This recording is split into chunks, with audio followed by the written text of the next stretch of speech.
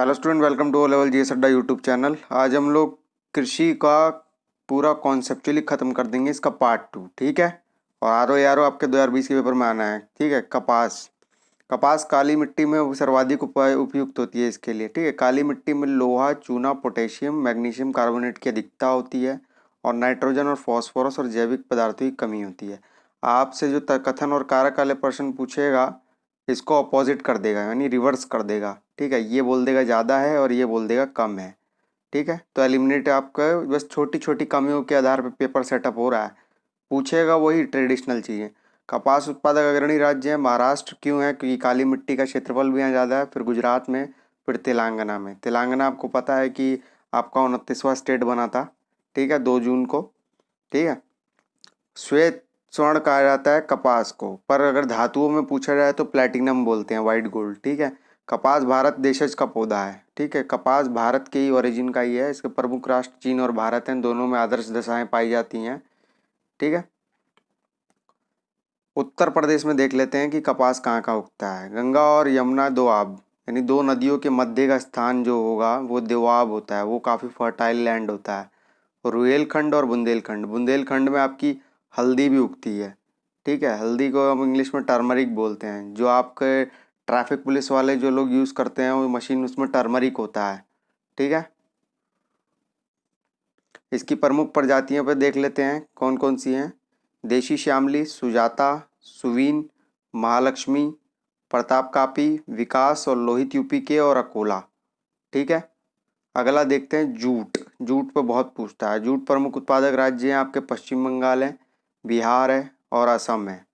ठीक है। तंबाकू आपका, तंबाकू से क्वेश्चन बनते हैं। आंध्र प्रदेश, राजमुंदरी में इसका संस्थान भी है तंबाकू का।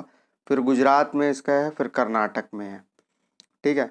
टोपिंग, जो शीर्ष कर्तन तंबाकू के पौधे की सबसे ऊपर वाली 2 पत्तियों को तोड़ने की प्रक्रिया होती है। जैसे आपसे पैगिंग पूछ लेता है ना, तो इसमें टॉपिंग होती है। टॉपिंग मतलब टॉप से बना है ना। टॉप नाउन है आपका ना। नाउन मतलब क्या होती है? संज्ञा, नाम है उसका। तो इसको टॉपिंग बोलते हैं। उसकी जो पत्तियां होती हैं ऊपर से, जैसे लीव्स हैं, लीव्स इंग्लिश में पत्तियां बोलते हैं ना, इसको तोड़ने को टॉपिंग बोलते हैं। ठीक है। और ऐसी जो सेम प्रोसेस होता है तोड़ने की प्रक्रिया में मूंगफली में, उसे पैगिंग बोलते हैं। क्यूरिंग तंबाकू के पत्तियों को सुखाने की प्रक्रिया है। ये पूछ लिया गया है, क्वेश्चन है। क्यूरिंग किस क्या करता है? ठीक है। विश्व में तंबाकू का सबसे बड़ा उत्पादक और उपभोक्ता राष्ट्र चाइना है।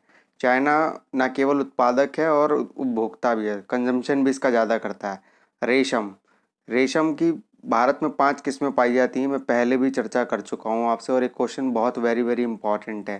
ठीक है। बहुत इंपॉर्टेंट क्वेश्चन है। रेशम के ऊपर क्वेश्चन सर्वाधिक बनते हैं। ठीक है। आप प्रीवियस ईयर पेपर्स चेक कर लो, चाहे एनालिसिस कर लो, चाहे कहीं से भी देख लो, आपको रेशम पे क्वेश्चन मिल जाएंगे। मलबरी, ओक टसर, ठीक है, उष्णकटिबंधीय टसर, और ईरी और मूंगा। ठीक है। रेशम के प्रमुख राज्य हैं आपके कर्नाटक है और आंध्र प्रदेश है। कर्नाटक में आपकी पाई जाती है सर्वाधिक, और आंध्र प्रदेश में। ठीक है। कर्नाटक में आपकी कौन सी रेशम पाई जाती है? शहतूती रेशम पाई जाती है। ठीक है। 43% अकेले यहाँ पे शहतूती रेशम होती है। असम मूंगा रेशम का अग्रणी राज्य है। ठीक है। रेशमी वस्त्र उत्पादन में प्रथम राज्य भारत का कर्नाटक है, क्योंकि सर्वाधिक उत्पादन वहीं पे है। दूसरा असम में। हम्म रेशम का जीवन चक्र 4 चरणों में होता है। देखिए, क्रमवार देख लीजिए। पहले अंडा आएगा, स्वाभाविक सी बात है। फिर झिल्ली बनेगी, इल्ली बनेगी, फिर प्यूपा बनेगा, फिर शलभ बनेगा। इस क्रम को आप याद कर लीजिएगा, और ये क्रम पूछा जाता है एग्ज़ाम में। ये क्रम आपको पूछ लिया जाता है। पहले अंडा बनेगा, फिर मैं दोहरा दे रहा हूँ, फिर इल्ली बनेगी, फिर प्यूपा बनेगा, फिर शलभ बनेगा। तो ये चौथे चरण में आके प्रयोग लायक हो जाती है। ठीक है। शहतूती यानी मलबरी के अलावा रेशम के अन्य किस्मों को कहा जाता है वन्या। वन्या कहा जाता है। ठीक है। केंद्रीय रेशम कीट पालन अनुसंधान प्रशिक्षण संस्थान मैसूर कर्नाटक में ही है, और इसका उत्पादन भी यहीं ज़्यादा है। और कर्नाटक में ही आपकी शहतूती और मलबरी रेशम जो पाई जाती है सर्वाधिक पाई जाती है। केंद्रीय रेशम बोर्ड भी कर्नाटक में ही है आपका। यहीं पे आपका कॉफ़ी का भी है। ठीक है। कोट्टायम में कॉफ़ी का भी है। ठीक है। रेशम उत्पादन में चीन का प्रथम स्थान और भारत का दूसरा है। अब देखिए, जो विभिन्न प्रकार की रेशम है किस राज्य में कौन सी पाई जाती है? ईरी हमेशा आपको असम में मिलेगी, शहतूती हमेशा कर्नाटक में मिलेगी ज़्यादा, मूंगा भी आपको असम में मिलेगी, टसर हमेशा झारखंड में मिलेगी ज़्यादा। ठीक है, ये इनकी कैटेगराइजेशंस हैं और इसी आधार पर क्वेश्चन मिलान चिन्ह में आता है। कैसे देगा आपको कमीशन क्वेश्चन?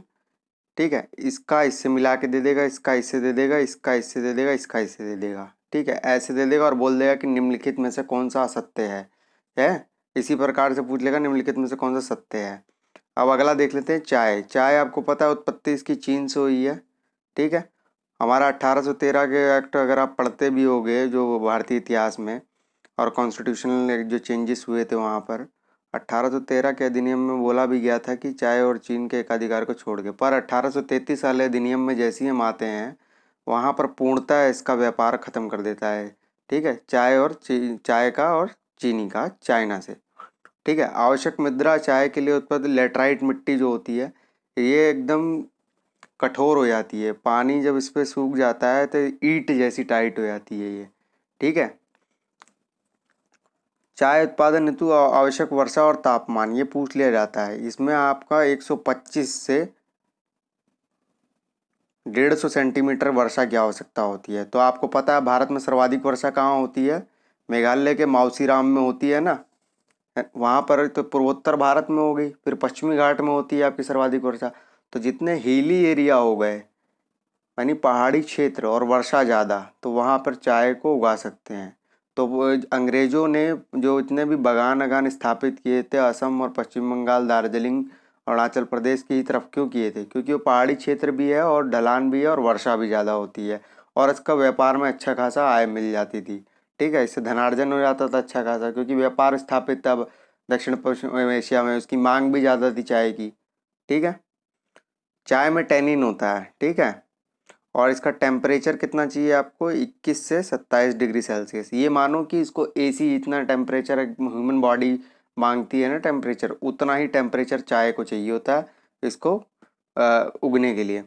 भारत दुनिया में चाय का सबसे बड़ा उत्पादक और उपभोक्ता है। ठीक है, ये उत्पादक और उपभोक्ता दोनों में आता है। ठीक है, चाय संघीय सरकार के नियंत्रण में के अधीन है, कॉफ़ी भी उसी के अधीन है। विश्व के महत्वपूर्ण चाय निर्यातक देश कौन से हैं? केन्या है, चाइना है, श्रीलंका है, भारत है। पर ये मैं आपको पढ़ा चुका हूँ, बता चुका हूँ तथ्यों में, चाय वाले में। ठीक है, वो जो लेटेस्ट डेटा थे मैंने आपको ब्रह्मास्त्र सीरीज में पढ़ाए थे। चाय की किस्में कौन सी है? ग्रीन गोल्ड है आप। ठीक है, ग्रीन गोल्ड, इसको ग्रीन गोल्ड भी बोलते हैं। वाइट गोल्ड मैं आपको बता चुका हूँ कि कपास को बोलते हैं, पर अगर धातु में पूछा जाए तो प्लेटिनम हो जाएगा उसका उत्तर। ठीक है, कॉफ़ी, भारत में कॉफ़ी 17वीं शताब्दी में बाबा बूदन द्वारा अरब से लाकर कर्नाटक में बाबा बूदन की पहाड़ी पर उगाई गई थी, इसीलिए इसलिए बाबा बूदन की पहाड़ियाँ भी बोई जाती हैं। ठीक है, भारत में काफ़ी दो प्रकार की होती है। अरेबिका सबसे उच्च कोटि की सबसे महंगी अरेबिका कॉफ़ी होती है, पर ये इतनी ही जल्दी ख़राब भी होती है, तो इसका उत्पादन कम ही किया जाता है। रोबस्टिका भारत में सर्वाधिक उत्पादित होती है। रोबस्टा कॉफ़ी आपकी सबसे ज़्यादा भारत में उत्पादित होती है। ठीक है, भारत कॉफ़ी का विश्व में कुल उत्पादन 3.8% करता है और कॉफ़ी उत्पादक आपका कर्नाटक रहेगा पहला, फिर केरल रहेगा, फिर तमिलनाडु और फिर आंध्र प्रदेश। ठीक है, कॉफ़ी और चाय की जो दशाएं होती है एक तरह की सिमिलरिटी पाई जाती है काफ़ी ज़्यादा इनकी दशाओं में। कॉफ़ी का मूल स्थान आपका अबिसिनिया है। ठीक है, अरब मत मानिएगा, अरब में तो इंडिया में लाई गई अरब से। ठीक है, पर उससे पहले अबिसिनिया में सबसे पहले इसका ओरिजिन मूल स्थान है। कॉफ़ी निर्यात में भारत का योगदान 4.5% है लगभग। और कॉफ़ी की महत्वपूर्ण किस्में देख लीजिए, कावेरी है, कैंटस है और पेरिडोनिया है। ये मैं आपको किस्में इसलिए बताता रहता हूँ कि अगर आपसे क्वेश्चन टफ किया, जैसे कि इन्होंने बीईओ में और एसीएफ मेंस पेपर 1-2 में वेरिएशन करने के लिए, आपने देखा होगा इकोनॉमिक्स का पेपर जो था काफ़ी क्वेश्चन बहुत क्लिष्ट पूछे गए थे। ठीक है, तो इसलिए मैं आपको ये डिस्कस कर देता हूँ। और विश्व में आपके कॉफ़ी उत्पादक कौन सा है? प्रथम पे ब्राज़ील चलता है, फिर वियतनाम, फिर कोलंबिया। ठीक है, ब्राज़ील की राजधानी ब्राज़ीलिया है ना? आपको पता है ब्रिक्स में भी शामिल है ये। और इस बार 71वें आपके जो 26 जनवरी हुई थी उस पर यहाँ के राष्ट्रपति भी आए हुए थे। रबर, ठीक है, रबर पे बिल्कुल क्वेश्चन बनता है, साइंस के भी क्वेश्चन बन जाते हैं इस पे। सर्वप्रथम रबर की खेती प्रारंभ की गई थी लॉर्ड सेलिसबरी द्वारा, ठीक है। जैसे आपका द्वारा जो राजमा बोया गया था जम्मू की घाटी में, कश्मीर घाटी में विल्सन द्वारा, उसी प्रकार रबर की खेती लॉर्ड सेलिसबरी द्वारा की गई थी, ठीक है। तो रबर का मूल स्थान है दक्षिण अमेरिका, ब्राज़ील, ठीक, ब्राज़ील के वनों में होते हैं जो, ठीक है। भारत में रबर केरल, तमिलनाडु और कर्नाटक में होता है, दक्षिण भारत में। और विश्व में भारत के सर्वाधिक राष्ट्र कौन से हैं विश्व में? थाईलैंड है, इंडोनेशिया है, मलेशिया है, भारत है। इंडोनेशिया की हाल में कैपिटल भी चेंज की गई, कालीमंतन, बोर्नियो के इसके आइलैंड पे, ठीक है। भारत का विश्व में रबर का स्थान कौन सा है? चौथा है, ठीक है। भारत में विश्व का रबर का दूसरा सबसे बड़ा उपभोक्ता देश है, ठीक है। उत्पादन में तो चौथा है पर इसका उपभोग में दूसरा है, ठीक है। जैसे स्टील में है ना, स्टील में दूसरे नंबर पे आता है पर उपभोग में तीसरे पे चले जाता है।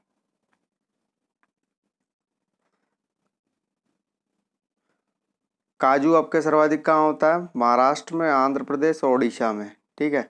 ये मैं आपसे डिस्कस इसलिए नहीं करूँगा, रीज़न साफ बता दे रहा हूँ, क्योंकि मैं पहले आपको जो ब्रह्मास्त्र वाली सीरीज़ है उसमें लेटेस्ट सब कुछ मैंने आपको बता दिया है, ठीक है। तो यहाँ पे सिर्फ कृषि का कॉन्सेप्चुअली चीज़ देखेंगे हम लोग। अब क्वेश्चन शुरू होते हैं यहाँ से, ठीक है। ब्रह्मास्त्र टाइप के क्वेश्चन यहाँ से ही शुरू होते हैं जो आपके एग्जाम में आने ही है तो आने ही है। आम की बीज रहित प्रजाति सिंधु है, ठीक है, जिसमें बीज नहीं होता, सीडलेस। अल्फोंसो आम पाया जाता है महाराष्ट्र में और इसका एक्सपोर्ट भी किया जाता है। हाल में 3-4 सालों पहले एक्सपोर्ट इस पे बैन लगा दिया था यूरोपियन यूनियन द्वारा, ठीक है। उत्तर प्रदेश में स्टेम आम का उत्पादन होता है, सहारनपुर और मेरठ में होता है स्टेम, ठीक है। स्टेम आम होती है, किसकी फसल का टाइप होता है। पेक आम में निम्न विटामिन पाया जाता है, विटामिन ए और विटामिन सी, ठीक है। आम के अंदर जनरली विटामिन और विटामिन सी दोनों ही पाए जाते हैं। विटामिन सी आपको पता है कि इसका साइंटिफिक नेम एस्कर्बिक एसिड है, और विटामिन ए का आपका रेटिनॉल है। Vitamin A is responsible for the आपका ब्लाइंडनेस के लिए रिस्पॉन्सिबल है, जैसे रतौंधी हो जाती है ना। विटामिन बी से आपका थायमिन जो होता है साइंटिफिक नेम, उससे आपका बेरी बेरी होता है। विटामिन सी से आपका एस्कर्बिक होता है, ठीक। आम की प्रमुख किस्में, आम्रपाली किसने बनाई थी? आईसीआर न्यू दिल्ली ने विकसित की थी। मलिका भारतीय कृषि अनुसंधान नई दिल्ली ने द्वारा बनाई गई है, मलिका भी, ठीक है। ये आपकी किस किस की ब्रीड की मिक्सिंग है? दशहरी और नीलम के क्रॉस से आम्रपाली बनती है, ठीक है। इस फसल को किचन फसल भी कहा जाता है। किचन फसल इसलिए कि आप देखते होंगे कि आम्रपाली जो आम है ना, दशहरी और नीलम के क्रॉस ब्रीडिंग से जब बनता है तो छोटे छोटे पौधों में आप देखते होंगे कि घर बार के पास भी उगाई जा सकती है। सिंधु है जो बनती है रत्ना और अल्फोंसो आम के क्रॉस ब्रीड से बनती है। ये आम की बीज रहित प्रजाति बनती है क्योंकि सिंधु बीज रहित है, ठीक है। और अल्फोंसो आपका सबसे ज़्यादा एक्सपोर्ट होने वाला आम है, यानी निर्यात किया जाने वाला। अरुणिका आम जो बनता है आपका आम्रपाली और वनराज के मिश्रण से, मतलब दोनों की क्रॉस ब्रीडिंग से बनता है, ठीक है। निरंजन बेमौसमी किस्म है, ठीक है। निरंजन जो आम की किस्म है बेमौसमी। लंगड़ा आम बहुत लोगों ने खाया, विटामिन सी की प्रचुर आत्मा पाई जाती है इसमें। नीलम दक्षिण भारत में वर्ष में 2 बार फल देती है ये फसल, ठीक है। केसर आम की किस्म है, ठीक है। केसर अपने आप में सैफरॉन जो कि आपका सबसे ज़्यादा मतलब जम्मू एंड कश्मीर में पाया जाता है, उसके विश्व स्तर पर स्पेन में, ठीक है। और गुलाब खास आम की किस्म है ये भी, ठीक है। नाम इनके अलग हैं पर है ये किस्में इसकी। आम में होने वाले प्रमुख रोग कौन से हैं? गुच्छा, स्पंजी उत्तक और मिलीबाग। आम का प्रमुख हानिकारक कीट है ये वाला मिलीबाग, ठीक है। ये ध्यान रखिएगा आप। आपको पता है सर्वाधिक फल आपका आंध्र प्रदेश में ही होता है, मैं बता चुका हूँ। फूल आपका तमिलनाडु में होता है, लास्ट वीडियो में मैं डिस्कस कर चुका हूँ जो ब्रह्मास्त्र 2 है, ठीक है। लीची में आपको पता ही है कि लीची संस्थान भी बिहार में ही है और बिहार में ही होता है इसका, ये पश्चिम बंगाल में होता है दूसरे स्तर पे। आलू आपका उत्तर प्रदेश में ही होता है, आपका पोटैटो रिसर्च इंस्टीट्यूट मेरठ में है, और फिर पश्चिम बंगाल में होता है, ठीक है। कुल सब्जी में आपका बदल गया है, ये मैं आपको पीछे पढ़ा चुका हूँ, ठीक है। महाराष्ट्र प्याज में सही है, महाराष्ट्र और मध्य प्रदेश। ठीक है, मसाला आपका मध्य प्रदेश हो गया है। ठीक है, आंध्र प्रदेश नहीं रहा, मध्य प्रदेश हो गया है। लास्ट टाइम मैं पढ़ा चुका हूँ, वीडियो में ब्रह्मास्त्र वाली 2 देख लीजिएगा, क्योंकि लेटेस्ट डेटा आपको वहीं से मिलेंगे। केरल को मसाले का बागान भी कहा जाता है, क्योंकि यहाँ पर विविध प्रकार के मसाले उगाए जाते हैं। आपको पता होगा पुर्तगाली आए थे कालीकट, है ना, तो यहीं आए थे और मसालों की चलते ही आए थे। और यवन प्रिय, यवन प्रिय मतलब ब्लैक पेपर, काली मिर्च, यवनों को जो प्रिय थी, और उसी पे आधार पे जाना जाने कितने युद्ध हो गए भारत में। हरित क्रांति का जनक किसे कहा गया? नॉर्मन अर्नेस्ट बोरलॉग को। ठीक है, और भारत में स्वामीनाथन है ना, मैक्सिकन गेहूं जो ला के उगाई थी, और सोनारा 63 और सोनारा 64 का प्रयोग किया गया था हरित क्रांति के समय में। ठीक है, गेहूं की। नॉर्मन अर्नेस्ट बोरलॉग को नोबेल पुरस्कार, अमेरिकी राष्ट्रपति का मेडल ऑफ फ्रीडम और कांग्रेस गोल्ड मेडल तीनों ही मिले थे। ठीक है, नॉर्मन अर्नेस्ट बोरलॉग को पद्म विभूषण भी प्राप्त हो चुका है 2006 में।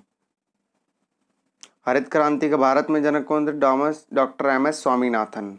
और दूध क्रांति कौन सी थी? डॉक्टर वर्गीस कुरियन। हरित क्रांति आपके 1966-67 के मध्य लाई गई थी। हरित क्रांति का शब्द का सर्वप्रथम प्रयोग विलियम गॉर्ड ने किया था। ठीक है, ये क्वेश्चन आए हुए हैं कई बार। और द्वितीय हरित क्रांति किससे जुड़ी हुई है? उत्तर पूर्वी क्षेत्रों से। कारण, क्योंकि प्रथम हरित क्रांति पश्चिमी प्रदेशों में सर्वाधिक फलित हुई थी, तो जो बचे हुए एरिया थे उसमें लाई गई थी। ठीक है, इस पे कहीं ना कहीं आपके एपीजे अब्दुल कलाम जी ने भी इस पे बोला है, हमारे पूर्व राष्ट्रपति। ठीक है, जो आपके स्वर्गवासी हो चुके हैं। प्रमुख क्रांतियाँ इससे मैच द फॉलोइंग में पूछ लेता है। हरित क्रांति आपकी फसलों के लिए है, श्वेत क्रांति दूध, पीली क्रांति आपके तिलहन के लिए है, लाल क्रांति मांस और टमाटर के उत्पादन के लिए है। मांस आपको पता ही दिया है मैंने कि यूपी में सबसे ज़्यादा मिलता है ना, भारत में अगर पूछ ले, लास्ट वाली वीडियो में पढ़ा चुका हूँ। गुलाबी क्रांति आपकी झींगा और प्याज उत्पादन से संबंधित है, गुलाबी क्रांति। नीली आपकी मत्स्य से है, फिशरीज से, है ना। अभी रिसेंट में सेंट्रल गवर्नमेंट ऑफ इंडिया के बजट में भी दानापुर और महाराष्ट्र के देवलाली के मध्य से ट्रेन चलाई गई है मछली उत्पादकों के लिए। काली क्रांति आपकी पेट्रोलियम और खनिज तेलों से संबंधित है, पेट्रोलियम से। दूसरी भूरी क्रांति उर्वरक से है। ठीक है, उर्वरक आपके फर्टिलाइजर्स, है ना। रजत क्रांति आपकी जो है अंडा से है संबंधित। सुनहरी क्रांति बागवानी से है।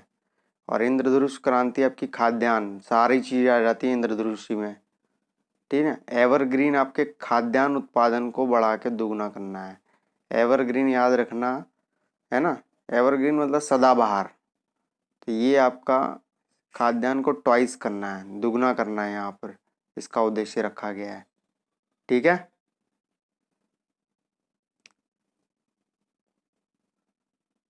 भारत की कृषि में कुल कितने एग्रीकल्चर इकोलॉजिकल जोन है? 20 हैं, पर यूपी में 9 हो जाते हैं, देखिए।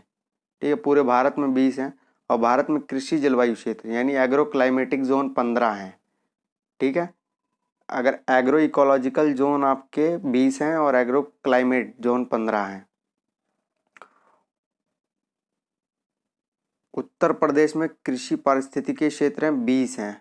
ठीक है, ये देखिए, कृषि जलवायु 9 है और कृषि पारिस्थितिकीय क्षेत्र 20 हैं। सर्वप्रथम कृषि विश्वविद्यालय की स्थापना 1960 पंतनगर उत्तराखंड में की गई थी।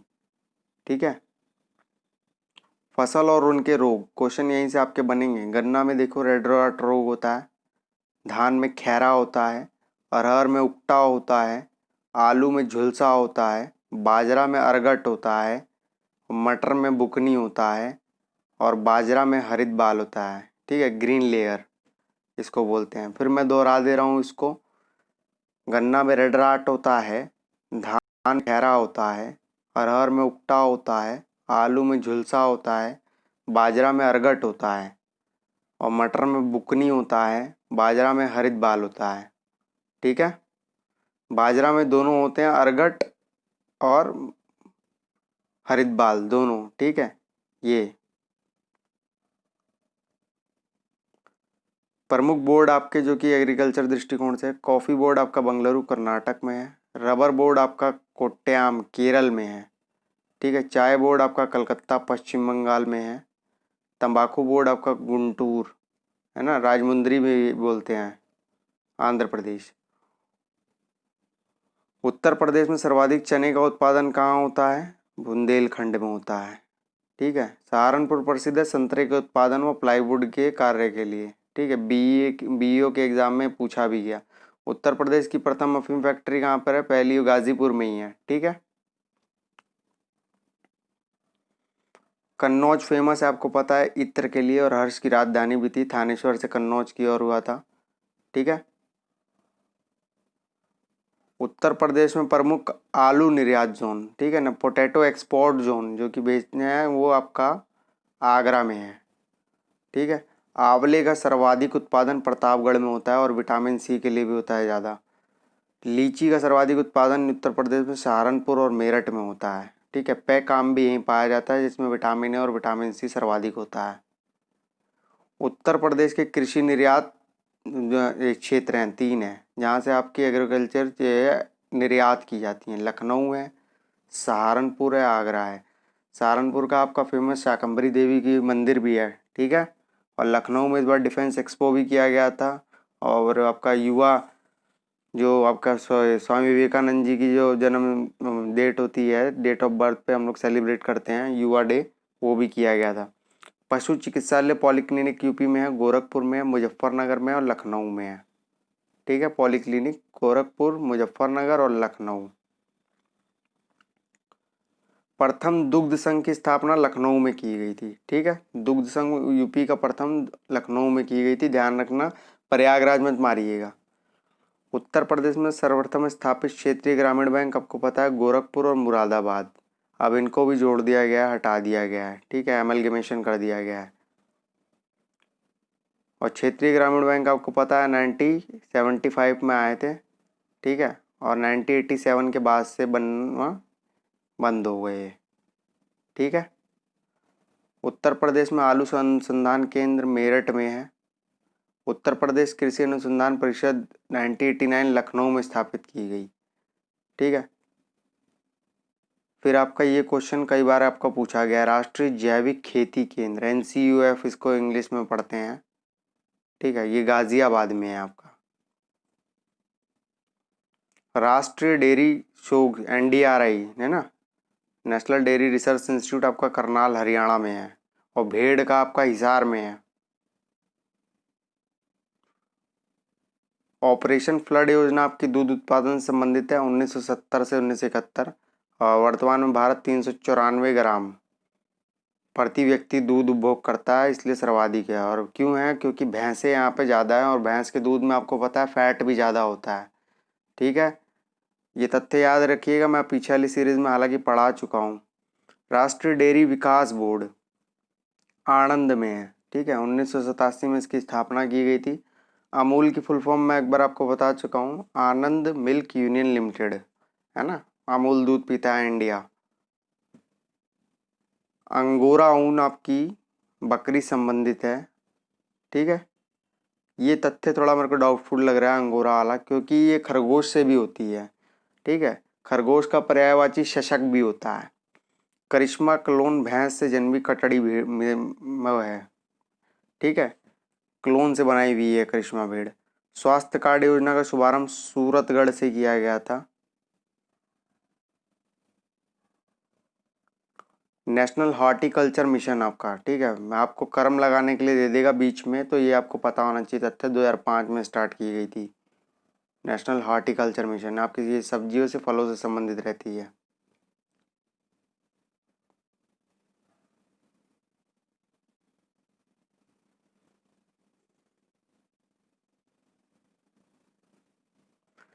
राष्ट्रीय बागवानी अनुसंधान केंद्र की स्थापना 7वीं उपज कृषि योजना के द्वारा की गई थी, 7th के द्वारा। ठीक है, 6वीं का लक्ष्य मैं बता दे रहा हूँ, आत्मनिर्भरता रखा गया था, है ना। वैसे क्वेश्चन पूछ लेता है तथ्य कथन कारक में। व्यापक फसल बीमा योजना की शुरुआत 1985 में की गई थी और 1982 में आपका 20 सूत्री भी आया था, ये पता होना चाहिए आपको। विशेष कृषि उपज योजना का संबंध कृषि उत्पादकों को निर्यात से वृद्धि करनी है, 2004 से 9 के मध्य लाई गई थी। नाबार्ड की स्थापना 1982 में की गई थी शिवरमन कमेटी द्वारा, नाबार्ड की अनुशंसा, है ना।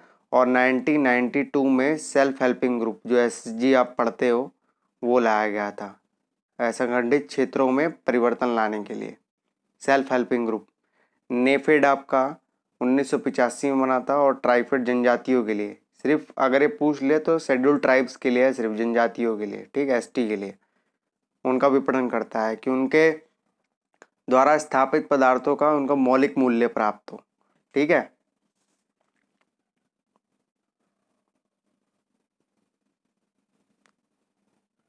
राष्ट्रीय सहकारी विकास निगम 1963 में स्थापना की गई थी इसकी। ये इकोनॉमिक्स के क्वेश्चन यहाँ से भी जुड़ जाएंगे और साइंस से भी जुड़ते हैं, बनते दोनों से हैं। क्षेत्रीय ग्रामीण विकास बैंक 1975 में नरसिम्हा समिति की सिफारिश पे किए गए थे, नरसिम्हा समिति आई थी इस पे, ठीक है। सरकार कृषकों से कृषि उपज का क्रय जिस मूल्य पर करती है उसे वसूली कीमत कहते हैं। ये देखिए एमएसपी नहीं बोलते हैं, ठीक है। सरकार कृषकों से कृषि उपज का क्रय जिस मूल्य पर करते हैं उसे प्रोक्योरमेंट प्राइस बोलते हैं, एमएसपी नहीं कहते हैं। सब्जी वाली फसलों के लिए एक बाजार होता है अति अल्पकालिक, क्योंकि जल्दी खराब हो जाती हैं सब्जियां। किसान भाई योजना की शुरुआत 1992 में की गई थी और क्रेडिट कार्ड जो किसान क्रेडिट कार्ड केसीसी है आपका, वो 1999 का है आपका, ठीक है। दोनों में अंतर 7 का है, ये ध्यान देना। भाई योजना आपकी 1992 में आ गई थी, किसान भाई योजना। तीसरी पंचवर्षीय योजना में कृषि की विकास दर ऋणात्मक रही थी, अभी भी समथिंग लाइक दैट 2.49% है इस बार कृषि की विकास दर, ठीक है। और यूपी ने कितनी निर्धारित की अपनी कृषि निर्यात दर, मैक्सिमम 4% कृषि नीति के अनुसार। केंद्रीय खाद्य तकनीकी अनुसंधान संस्थान मैसूर में है, ये कई बार पूछ लिया गया है। राष्ट्रीय कृषि विपणन संस्थान आपका पूछ लिया गया है, जयपुर में है। प्रथम बोनी धान है ना, जया है, बरानी दीप भी होती है। दलहनी फसलों के लिए ये सोडियम पोटेशियम का जो आपका रेशो है मैं पहले बता दिया है, 1:1 होना चाहिए दलहनी के लिए। और मोटे अनाजों के लिए एनपीके कितना होना चाहिए, 1:2:4 में आना चाहिए, ठीक है। दालों में इसका अनुपात कम चाहिए और मोटे अनाजों में ज़्यादा चाहिए, ठीक है। भारतीय कृषि का इतिहास एम.एस. रंधावा ने लिखा है, ठीक है। आरसी दत्त मत मार देना जो इंडियन इकॉनमी पे लिखी हुई है। आंवले की प्रमुख किस्में है, कंचन है, कृष्णा है और बनारसी है। ये तीनों आंवले के हैं, ठीक है। आंवले की किस्में हैं कंचन, कृष्णा, बनारसी। पौधे में जल और खाद्य पदार्थों का प्रवाह, आपको पता है खाद्य पदार्थ जो फूड होते हैं फ्लोएम से जाता है और जल होगा जो जाइलम से जाएगा। ज से जल जाइलम बनेगा, फ से फूड फ्लोएम बना देना, ठीक है। तो ये याद हो जाएगा आपको आसानी से। खाद्य प्रसंस्करण के जनक किसे कहते हैं, निकोलस एपर्ड को कहा जाता है, ठीक है। निकोलस एपर्ड को खाद्य प्रसंस्करण, फूड प्रोसेसिंग होती है जो आपकी। फूड प्रोसेसिंग मतलब जैसे गेहूं आपका लाओगे, खेत से लाओगे, फिर उसे आप निकालोगे, आटा बनाओगे, आटे से बिस्किट बनाओगे, बिस्किट बाजार में आएगा। तो ये कार्मिक जो परिवर्तन और चरण वाइज चलता है, इसको फूड प्रोसेसिंग बोलते हैं, ठीक है। और कोई और शब्द नहीं फूड प्रोसेसिंग में यूज होता है। एशिया का सबसे बड़ा फल प्रोसेसिंग कारखाना है हिमाचल प्रदेश में। हिमाचल प्रदेश में ही न्यूनतम शहरी जनसंख्या है ना, प्रतिशत में कह जा सकते हैं, वहीं पे है जनगणना के हिसाब से ज़्यादा डाटा। भारत सरकार द्वारा फूड प्रोडक्ट्स ऑर्डर पास हुआ है 1955 में। एसेंशियल कमोडिटी एक्ट वाला पढ़ लेना, इस समय लॉकडाउन में काफ़ी ज़्यादा उसमें चेंजेस भी हुए हैं, वो एग्जाम में आएगा। राष्ट्रीय खाद्य प्रौद्योगिकी एवं प्रबंधन संस्थान निफ्टेम कुंडली हरियाणा में है ये, ठीक है। राष्ट्रीय खाद्य प्रौद्योगिकी प्रबंधन संस्थान निफ्टेम आपका कुंडली में है। फलों में अधिकतर शर्करा फ्रुक्टोज के कारण होती है, ठीक है। भारत में खाद्य पदार्थों की प्रोसेसिंग हेतु 3 गामा संयंत्र हैं, सोनीपत अंबरनाथ महाराष्ट्र में और बड़ोदरा गुजरात में, ठीक है। गामा संयंत्र हैं ये, फूड प्रोसेसिंग चेन्स में जो यूज़ होते हैं। गामा आपकी एक रेज भी होती है, सबसे ज़्यादा पावर किस में होती है, गामा में ही होती है, फिर एक्सरे में होती है ना। रेज जो किरण होती हैं ये वो है। और सबसे कम किस में होती है शक्ति ऊर्जा, रेडियो वेव्स में होती है, ठीक है। इनको कभी आपको मैं पढ़ाऊँगा तो वो पूरा कॉन्सेप्ट क्लियर कर दूंगा, पर शुरुआत के 2 याद रखिए, आपका उत्तर सॉल्व हो जाएगा। गामा में होती है सबसे ज़्यादा पावर यानी ऊर्जा, और फिर होती है एक्सरे में, तो सबसे कम आपकी होती है रेडियो में, रेडियो वेव्स में, इसके बीच में माइक्रो इंफ्रा आ जाती है, अल्ट्रा वायलेट आ जाती है और विजिबल आ जाती हैं। हालांकि वो बताने की जरूरत नहीं है, शुरुआत के 2 याद रखो, अंत का 1 याद रखो, आंसर आ जाएगा। फलों में पैक्टिन की मात्रा ज्ञात की जाती है जेलीमीटर द्वारा। आपसे पूछ लिया जाता है ना कि अमरूद जेली के लिए प्रयोग किया जाता है कि नहीं किया जाता है, तो किया जाता है। चीनी की सांद्रता ज्ञात की जाती है रिफ्रैक्ट्रोमीटर। ठीक है, चीनी के अंदर कितनी इसकी सॉल्युएंसी है, रिफ्रैक्ट्रोमीटर द्वारा चेक की जाती है। भारत में खाद्य प्रसंस्करण उद्योग मंत्रालय द्वारा स्थापित किया गया है 1988 से। ठीक है, जेली बनाने के लिए उचित फल जिसमें पैक्टिन और अम्ल दोनों पाए जाते हैं वो अमरूद है। ठीक है, भारत में प्रथम फल और सब्जी कारखाना स्थापित किया गया था दोनों का मैसूर में। ठीक है, खाद्य और कृषि संगठन की स्थापना एफएओ, जो आपका एफएओ पढ़ते हो आप, 1945 में की गई थी। खास बात ये सबसे पहले, अगर आपको नहीं पता होगा तो मैं एक बार रिकॉल कर दे रहा हूँ, ये पहले कनाडा में था, फिर वॉशिंगटन आया, फिर आपका रोम में गया। ठीक है, ये क्रम बहुत कम लोगों को पता है, अगर आपने डीपली स्टडी की होगी तो पता होगा। कैनिंग फल परीक्षण की एक विधि है, ये कैनिंग है, यानी मैंने आपको बताया ना कैनिंग, टैनिंग, पैगिंग, तो ये आपको पता होने चाहिए। मिलान चिन्ह में दे देगा या फिर इसका अर्थ पूछ लेगा तब समस्या उत्पन्न हो जाएगी आपके समक्ष, फिर क्या करिएगा। ठीक है, बैगन की किस्म को जानने की कोई आवश्यकता नहीं है, भिंडी को भी जानने की आवश्यकता नहीं है, कोई ज़रूरत नहीं है इन सब चीज़ों को पढ़ने की, ना गाजर को जानने की ज़रूरत है। गाजर के लिए रिस्पॉन्सिबल क्रिएटिन होता है, ठीक है, जो इसके लिए रंग के लिए होता है। जैसे टमाटर के लिए क्या होता है रिस्पॉन्सिबल, लाइकोपेनिन। ठीक है, मिर्च के लिए आपको कैस्पोसाइनिन होता है इसकी तीखापन के लिए, और इसमें विटामिन सी सबसे ज़्यादा पाया जाता है। ये मैं आपको शैलो शैलो ऊपर बता दे रहा हूँ। ठीक है, विटामिन सी इसमें सर्वाधिक पाया जाता है मिर्च में। टमाटर को भी पढ़ने की कोई आवश्यकता नहीं, ना इसकी किस्म जानने की ज़रूरत है। इतना ज़्यादा आप पढ़ेंगे तनाव में आ जाएंगे, बिल्कुल कोई पढ़ने की ज़रूरत नहीं है। ठीक है, आदमी को ये पता होना चाहिए कि क्या पढ़ना है, बचा हुआ पढ़ना है, क्या नहीं पढ़ना, बचा हुआ पढ़ना ही होता है। टमाटर के फल में बोरोन की कमी से फटते हैं। ठीक है, ये याद रखिएगा, बोरोन भी आपका सूक्ष्म तत्व में आता है। ठीक है, बोरोन,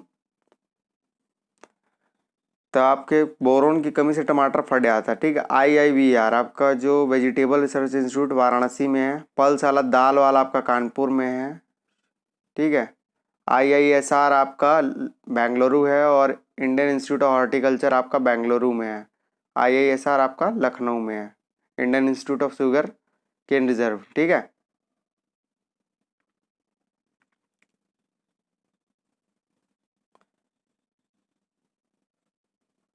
ये पंचवर्षीय योजना है, इसके मध्य कुछ एक परिवर्तन किया गया था भारत सरकार द्वारा। आपको पता है योजना आयोग को 2015 से ट्रांसफॉर्म करके नीति आयोग बना दिया गया है। नियोजन का कार्य अब नीति आयोग करता है, यानी पंचवर्षीय योजना हटाने के बाद 3 ईयर, 7 ईयर और 15 ईयर के लार्जेस्ट एक्शन प्लान लाए गए हैं। दोनों में अंतर है, कभी उस पर चर्चा करेंगे, वो मेंस का टॉपिक है। पर बेसिकली पंचवर्षीय योजना के अंतर्गत क्या क्या चीज़ें लाई गई थी उस पर पूछ लेता है आपसे क्वेश्चन, सीधा सीधा आपसे पुटअप कर देगा कि कौन सी पंचवर्षीय योजना द्वारा क्या लाया गया था। ठीक है,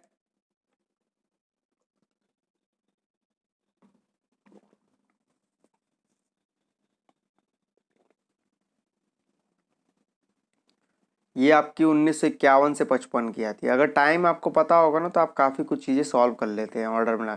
ये हेवर डॉमर समृद्धि मॉडल पर आधारित थी। इसकी मुख्य प्राथमिकता कृषि और सिंचाई पे थी। ठीक है, क्योंकि उस समय भारत नया नया आज़ाद हुआ था, भाई खाद्यान्न की समस्या थी। सामुदायिक विकास कार्यक्रम भी लाया गया था 1952, और राष्ट्रीय प्रसार सेवा। ठीक है, ये सीधा सीधा पूछ लेता है, फिर कहते हो पता नहीं कहाँ से पूछ लिया राष्ट्रीय प्रसार सेवा, हमने तो पढ़ी नहीं थी। भाखड़ा नांगल दामोदर घाटी हीराकुंड बहुउद्देशीय परियोजना इस समय स्थापित की गई थी, और दामोदर घाटी ही पहली बहुउद्देशीय योजना है हमारी भारत की।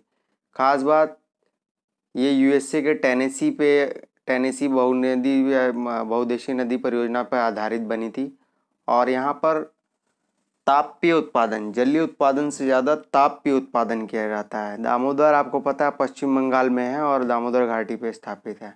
ठीक है, हीराकुंड आपको पता है पंजाब में है, भाखड़ा नांगल भी आपका पंजाब में है। फिर अगली द्वितीय पंचवर्षीय योजना आपकी 1956 से 1961 के मध्य, ये पीसी महालनोबिस मॉडल पर आधारित थी। इस समय क्या था, भारी उद्योगों पर ध्यान दिया गया था। तो राउरकेला इस समय बना था, राउरकेला आपका जर्मनी के सहयोग से बना था। भिलाई आपका यूएसएसआर के सहयोग से बना था, सोवियत संघ बोलते थे उसे। दुर्गापुर आपका ब्रिटेन से बना था। इस क्वेश्चन में अगर एक चीज़ और बता दूं मैं आपको, ये तीनों संयंत्र की स्थापना उस समय हो गई थी। एक संयंत्र होता है बचता है बोकारो, 1972 में बोकारो यूएसएसआर के सहयोग से स्थापित होता है, ठीक है, यानी सोवियत संघ दोबारा बनाता है। 1961 से 1966 आत्मनिर्भर व स्वस्फूर्तवान अर्थव्यवस्था पर जोर देना है, ठीक है। जो आत्मनिर्भर के आज कॉन्सेप्ट लाए जा रहे हैं वो 1961 और 1966 के मध्य तृतीय पंचवर्षीय योजना के मध्य लाया जा चुका था। रुपए का पहली बार अवमूल्यन हुआ था।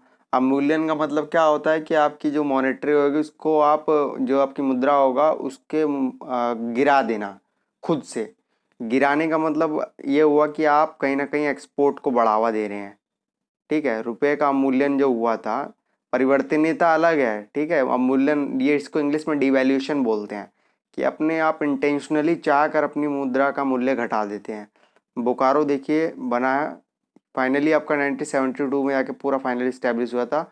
और रूस, इसको यूएसएसआर बोलते थे तब, सोवियत संघ, ठीक है। और इसी समय आपका भारतीय खाद्य निगम एफसीआई, जो आपका खाद्यान्नों को स्टोर करके रखता है, और कृषि कीमत आयोग आपका है ना, सीएसीपी, सीएसीपी आपका ही एमएसपी निर्धारित करने की रिकमेंडेशन देता है, पर लागू गवर्नमेंट ऑफ इंडिया करती है। ये आपका 1965 में बना है, जिसके भी मैं एमएसपी पढ़ा चुका हूँ, है ना। रबी और खरीफ की एमएसपी देता है।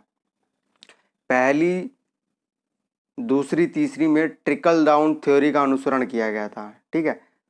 पहली दूसरी तीसरी पंचवर्षीय योजना में ट्रिकल डाउन थ्योरी का मेथड का यूज़ किया गया था। ट्रिकल डाउन को बेसिकली मतलब क्या होता है, इसका मतलब होता है कि ऊपर से, टपकन सिद्धांत बोलते हैं। अगर ऊपर से कोई बिंदु गिरेगी, मान लो बूंद गिरेगी तो नीचे तक आएगी ना। तात्पर्य ये है कि अगर अमीर वर्ग भारतीय समाज में अमीर होगा तो उसका प्रभाव गरीबों पे भी बराबर पड़ेगा, यानी नीचे गरीबों की भी इनकम इंक्रीज होगी। अगर यहाँ ग्रेजुअली इंक्रीज हो रही है तो यहाँ पे ग्रेजुअली इंक्रीज होगी, भले थोड़ी हो। मान लो ऊपर 2000 करोड़ आ रहे हैं जियो में, तो जियो वाला अगर काम करेगा तो इंडिया में ही तो करेगा, कहीं ना कहीं 200 करोड़ रुपए उसकी इनकम में डिस्ट्रीब्यूशन होगा कहीं, तो आया ना नीचे भी प्रभाव। तो इस दृष्टिकोण से समझिए, रटना ही नहीं है सब चीज़। इस समय 3 वार्षिक योजनाएं लाई गई थी। क्यों लाई गई थी आपको पता है कि आपका 1962 में भी बहुत ज़्यादा कॉन्सिक्वेंस हुए थे, पहली बार इमरजेंसी भी लगी थी। चलो मैं पॉलिटी का क्वेश्चन आपको बढ़िया बता दे रहा हूँ इसी बीच। पहली बार इमरजेंसी 1962 में लगी थी। दूसरी आपकी कब लगी थी, 1971 के पास। फिर लगी थी आपकी 1975 में। 3 बार इमरजेंसी आपकी प्रयोग हो चुकी है, और इस समय अशांति, आंतरिक अशांति के आधार पर लगी थी। 2 बार बाह्य आपातकाल जो लगा है आपका 352, इस आधार पर लगा था, ठीक है। पहला 1962, दूसरा 1971, तीसरा 1975। ये ऐसे कि पॉलिटी का क्वेश्चन था, उससे मतलब नहीं है। 1966 से 69 को योजना अवकाश की संज्ञा दी गई थी, क्योंकि इस समय योजनाओं को ठप कर दिया गया था, ठीक है।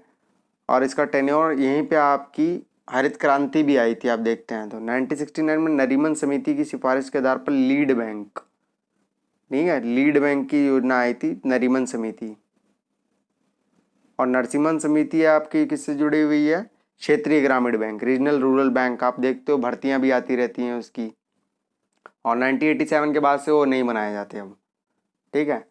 सिक्किम में जैसे आप देखते हैं कि जो 1987 के बाद जो हमारे राज्य बने हैं 3-4, अरुणाचल, गोवा, है ना, इस टाइप से, मणिपुर, 1987 के आसपास जो बने हैं, इनके अंदर आपके रीजनल रूरल बैंक है भी नहीं।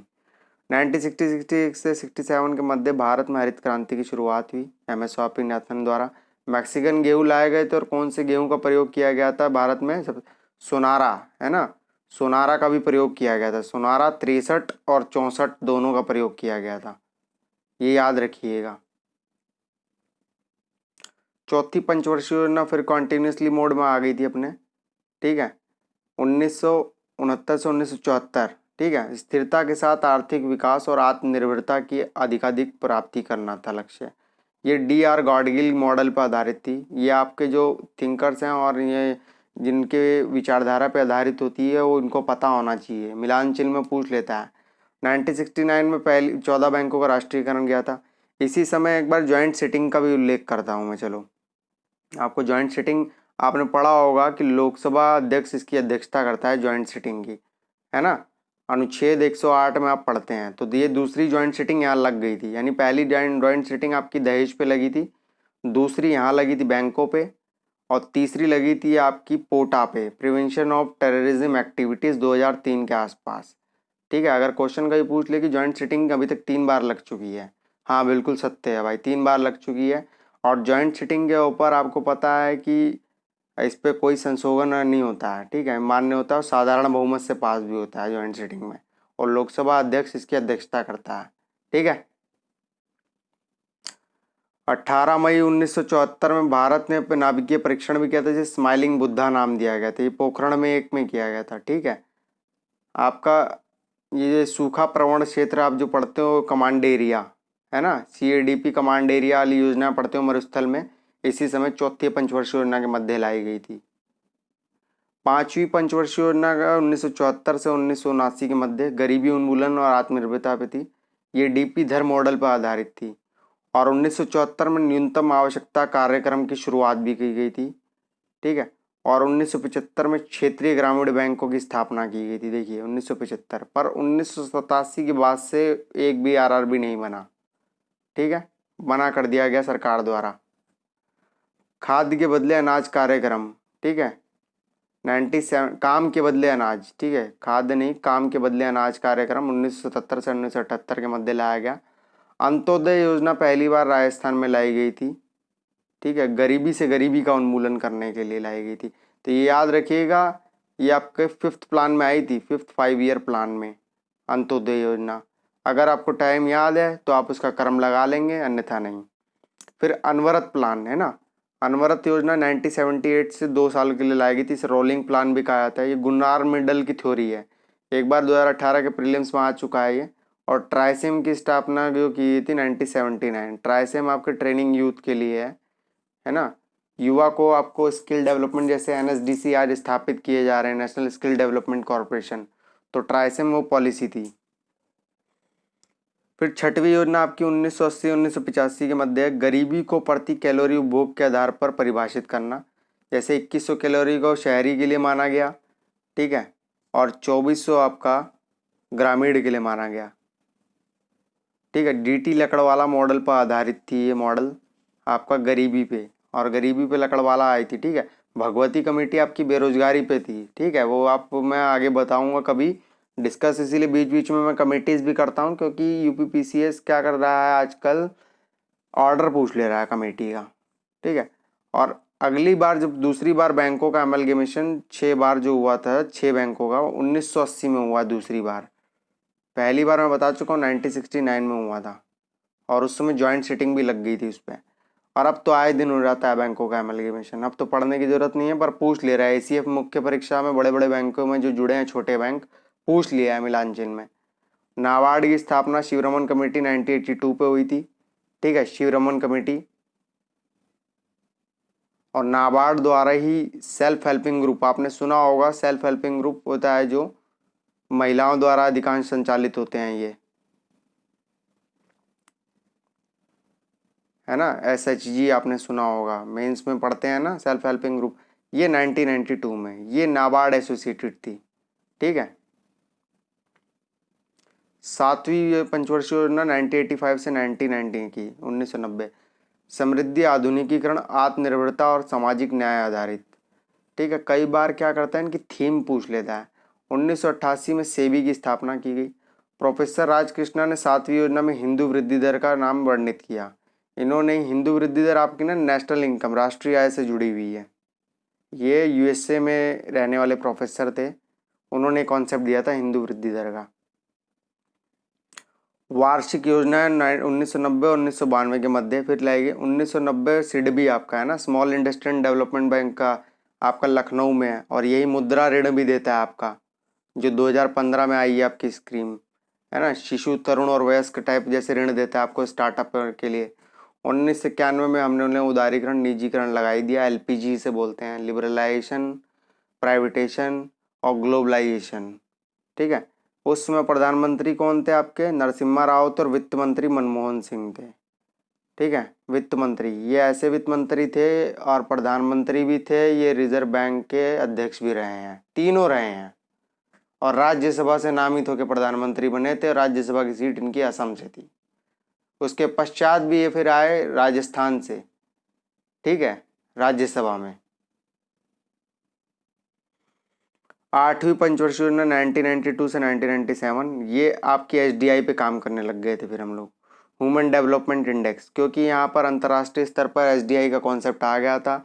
वर्तमान में इसकी रैंक 129 है। ठीक है, और 0.629 के मध्य हमेशा इंडिया रहेगा, मध्यम मानों की श्रेणी में काउंट होता है। ये योजना जॉन डब्ल्यू मिलर के मॉडल पर आधारित थी।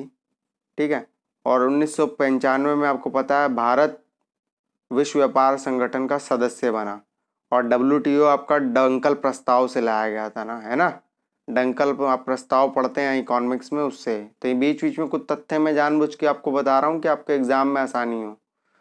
प्रधानमंत्री रोजगार योजना 1993 में लाई गई थी। फिर नवी योजना आपकी 1997 से 2002 सामाजिक न्याय और समानता के साथ आर्थिक समृद्धि पर आधारित थी।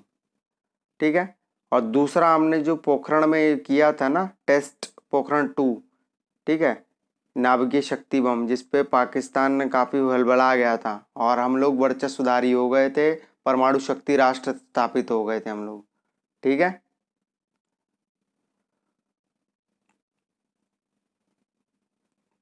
फिर 10वीं योजना आपकी 2002 से 2007, साक्षरता दर को 2007 तक 75% पहुंचाना। और अभी आपकी साक्षरता दर कितनी है आपकी इंडिया की?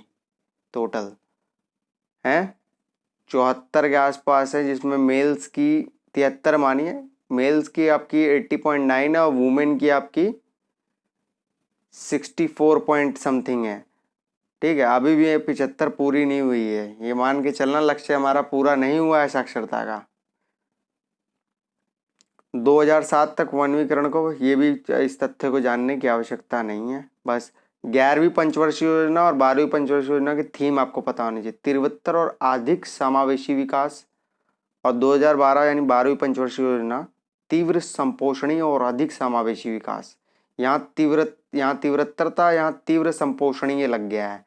ठीक है, तो विशेषण बढ़ ही रहा है। ठीक है, फिर उसके पश्चात पंचवर्षीय योजना खत्म कर दी गई। अब देख लें मुख्य योजनाएं जो आपके मिलान चिन्ह में आती हैं। किसान क्रेडिट योजना 1999 में आई थी, केसीसी। राष्ट्रीय कृषि बीमा योजना 1999 से 2000 के मध्य प्रारंभ हुई है। और भारतीय रिजर्व बैंक का राष्ट्रीयकरण आपको पता है कि 1949 में कर दिया गया था, बना हालांकि 1935 में था भारत सरकार अधिनियम से। पर सबसे पहले चर्चा इसकी देखी जाए तो 1919 के पास चेम्बरलिन ने कर दी थी। ठीक है, ये बात आपको नहीं पता होगी, वो बात अलग है कि आप डीपली यदि पढ़िएगा, चेम्बरलिन का नाम जुड़ा हुआ है इससे। बहुउद्देशीय सहकारी समिति की स्थापना 1939 उड़ीसा में की गई थी। सहकारी समिति से जुड़ा आपका पता ही है कि 97वां संविधान संशोधन है और अनुच्छेद 19(1)(c) में जुड़ा हुआ है ये। ठीक है, और आपके डीपीएसपी 43 से भी जुड़ा हुआ है। ठीक है, और अधिकतम इसके निर्देशक 21 हो सकते हैं।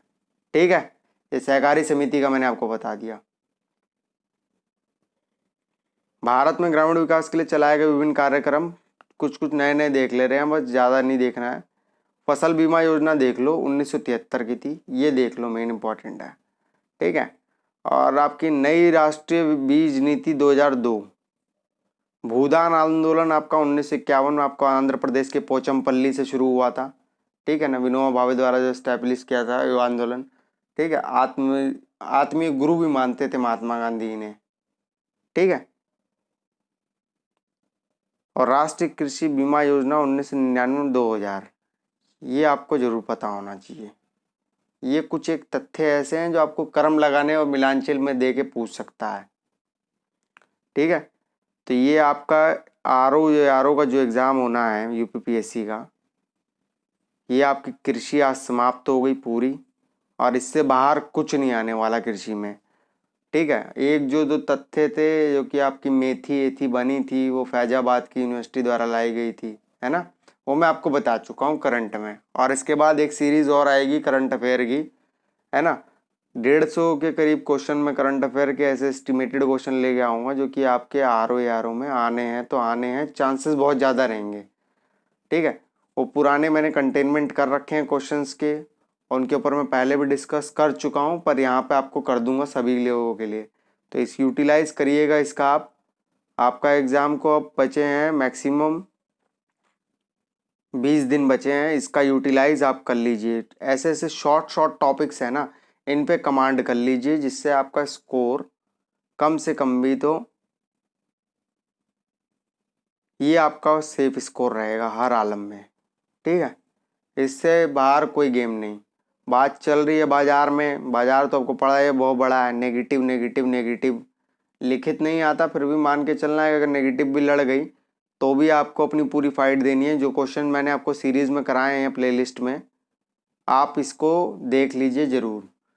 भले आप सब्सक्राइब करिए ना करिए ये बात अलग है, पर आप वीडियोस को देख लीजिए, जो इम्पोर्टेंट्स हैं जो मैंने बनाई हैं और हमारे ग्रुप्स ने बनाई हैं, इनको ज़रूर देख लीजिए आप। आपके एग्ज़ाम में कुछ ना कुछ तो आपको इतने ज़्यादा क्वेश्चन मिल जाएंगे, अनएक्सपेक्टेडली क्वेश्चंस मिलेंगे आपको। ठीक है, thanks for watching this video.